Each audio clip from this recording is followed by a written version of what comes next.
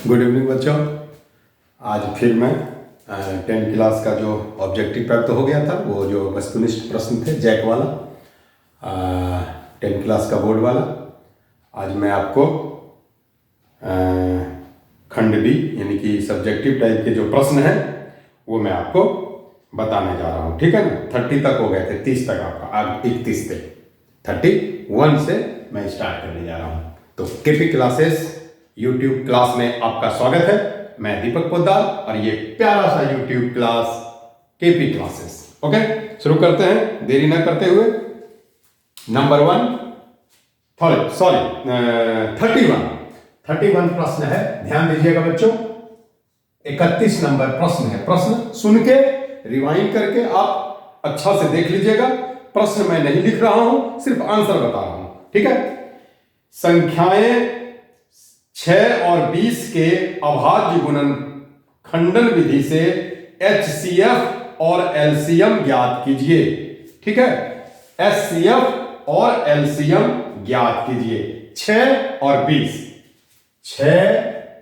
20 के अभाज्य गुणनखंड से LCM और HCF ज्ञात कीजिए। ठीक है, ध्यान दीजिए। चलिए, 6 को तोड़िए, 2 तिया 6, 3 एकम 3। 20 को 2 10 20, 2 पंचे 10 और 5 एकम 5। ठीक है ना। क्या आया बच्चों? 6 का आया आपका 2 गुने 3 गुने 1 और 20 का आया आपका 2 गुने 5 गुने 1।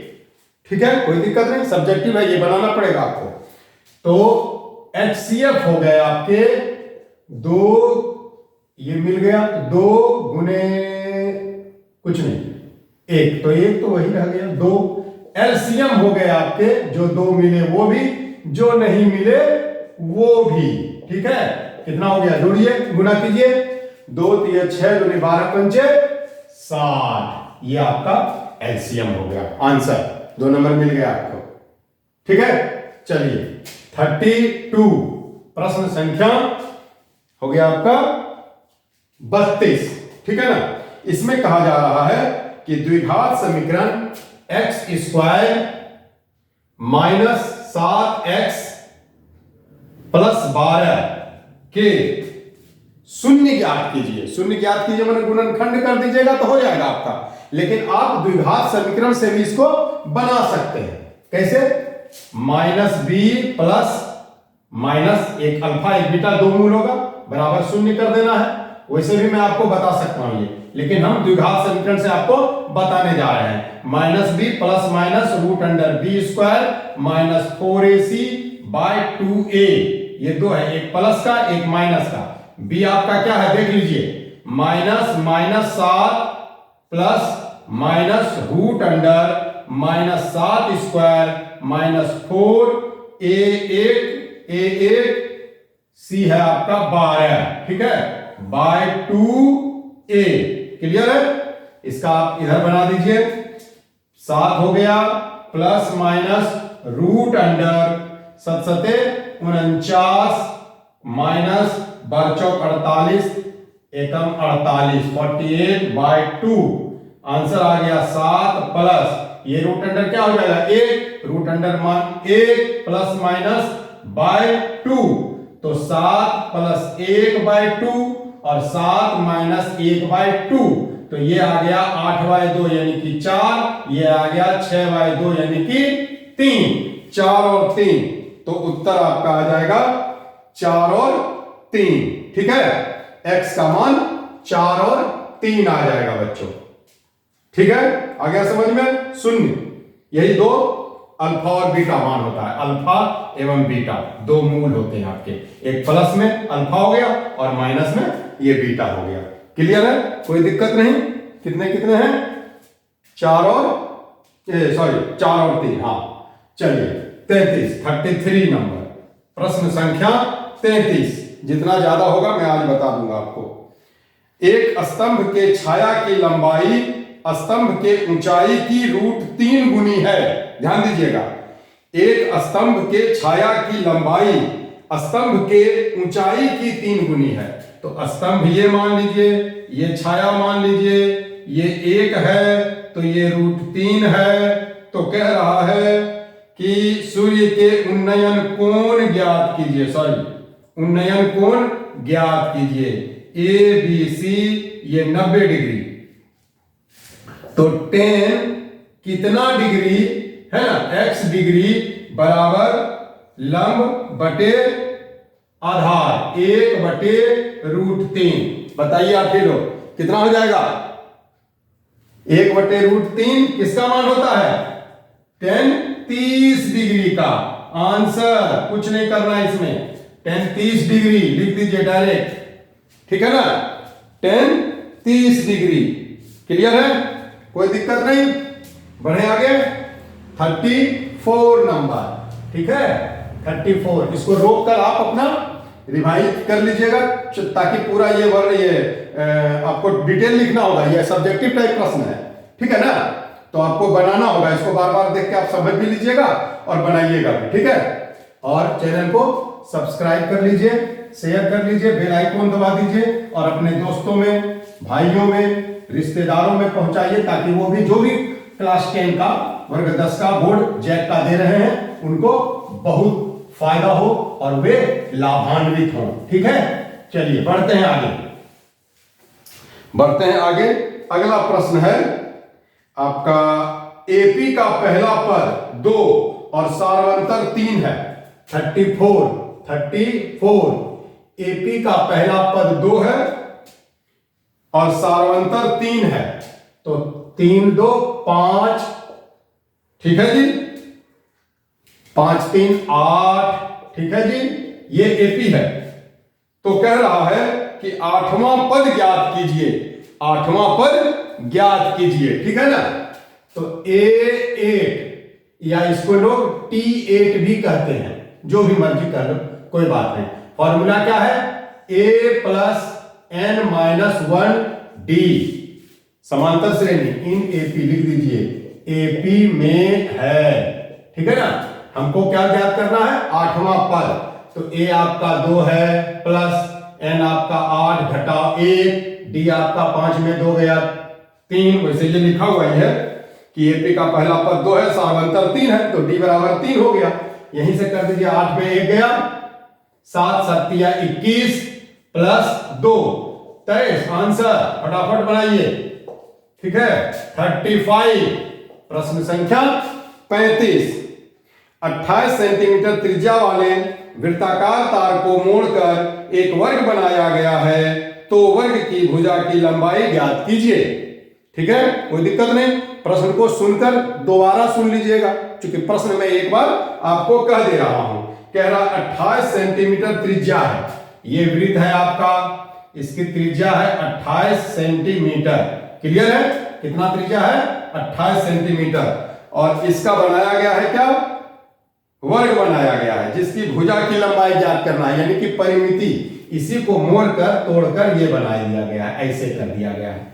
तो ये आपको ज्ञात करना है, यानी कि पेरीमीटर है ना, परिधि। इसका परिधि हो गया, इसका आपका परिमिति हो गया। क्लियर है? तो इसका परिधि 2πr, वृत्त का परिधि, वृत्त की परिधि 2πr, 2 गुने 22 बटे 7 गुने 28, 7 चौक 28, 22 गुने 44 गुने 4, यहाँ 4 भुजा है, 4 गुने भुजा, यही होता है परिमिति। वर्ग की परिमिति लिख दूं मैं क्या? परिमिति किसका?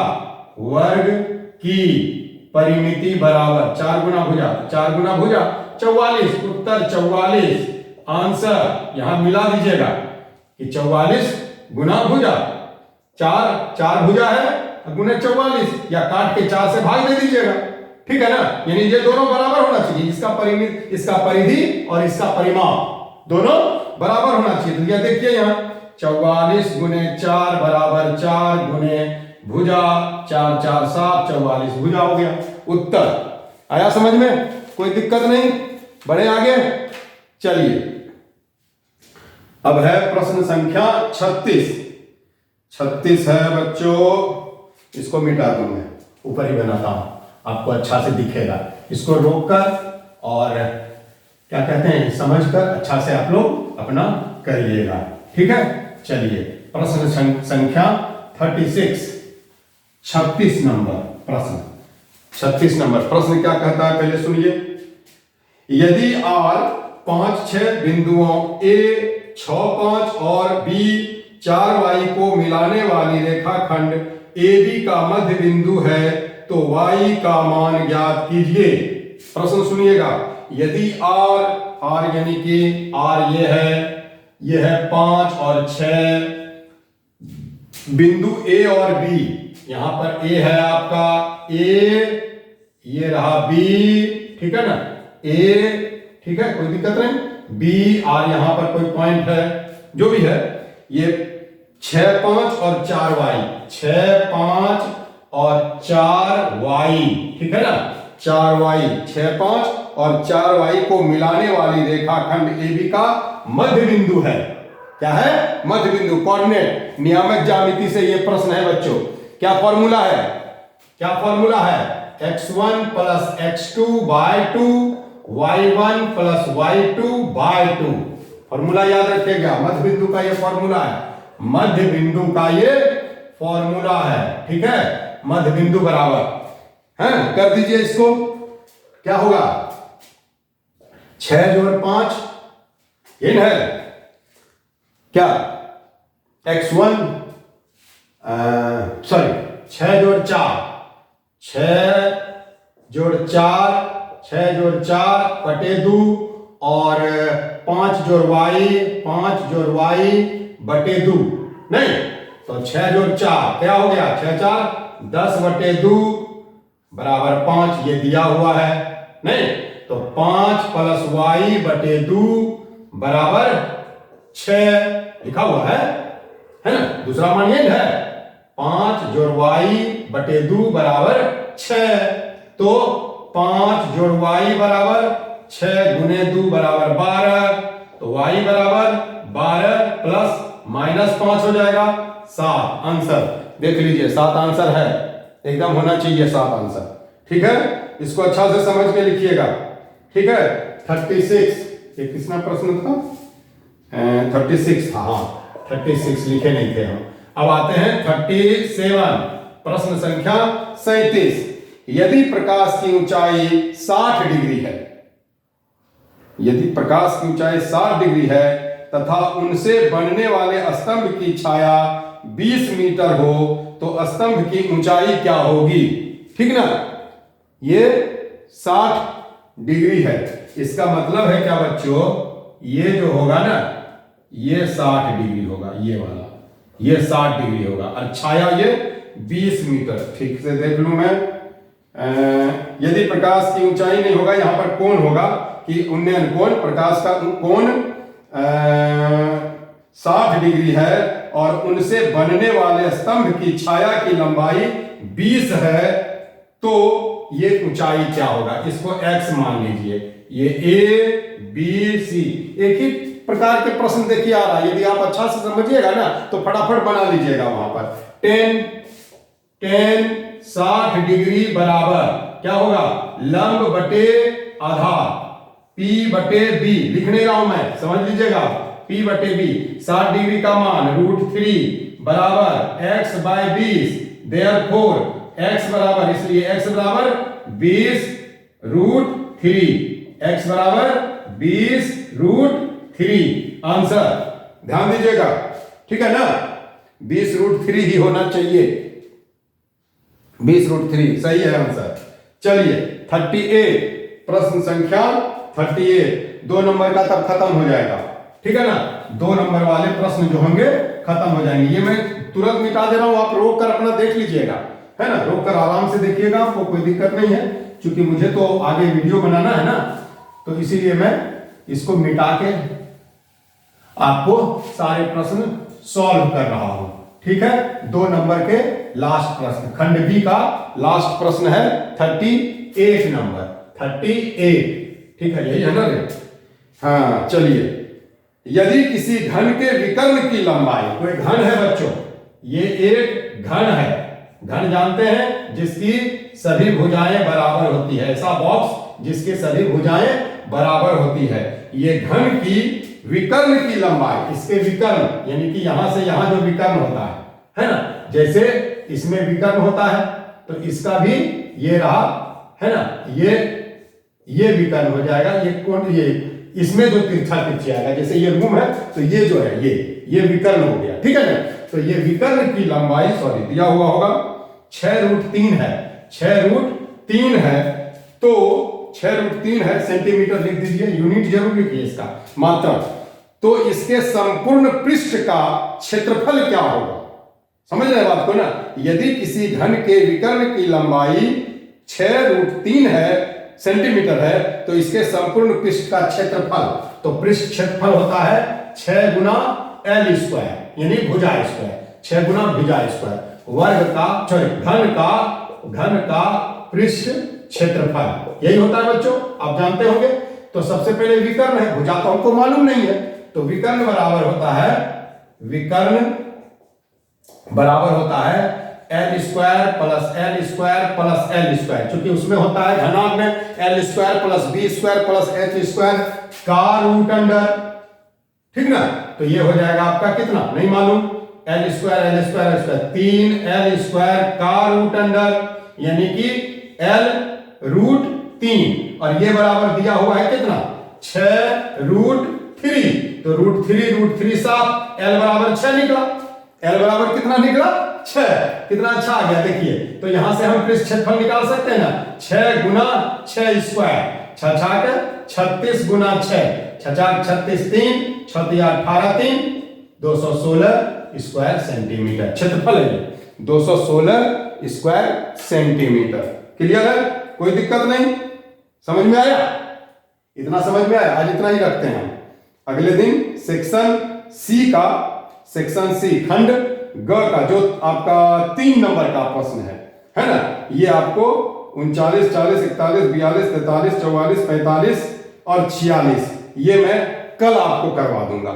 आज इतना ही रखते हैं, छोटा वीडियो है, इसको समझ लीजिएगा अच्छा से, ठीक है ना, ओके नमस्ते। और आप इसको बार बार देख के लाभान्वित हो। और मैं दीपक पोद्दार, आज के लिए इतना ही। केपी क्लासेस में आपका स्वागत है ना। और आप इसको बार बार देखिए, सब्सक्राइब कीजिए, बेल आइकन दबाइए, अपने दोस्तों को रिश्तेदारों को जरूर शेयर कीजिए ताकि वो लाभान्वित हो सके। धन्यवाद।